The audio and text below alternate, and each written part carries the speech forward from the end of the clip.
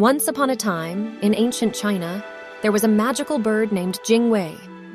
Jingwei's mother had drowned in the sea, and Jingwei was determined to fill the ocean with pebbles so that no other bird would suffer the same fate. Despite the skepticism of the other animals, Jingwei began carrying pebbles in her beak, one by one, and dropping them into the sea. It was a seemingly impossible task, but Jingwei never gave up. Even when the other animals mocked her, she persisted, driven by her love for her mother. Eventually, her tireless efforts paid off, and the sea began to fill with pebbles.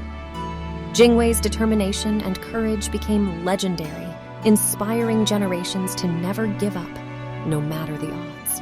And so Jingwei's legacy lives on, a testament to the power of love and perseverance.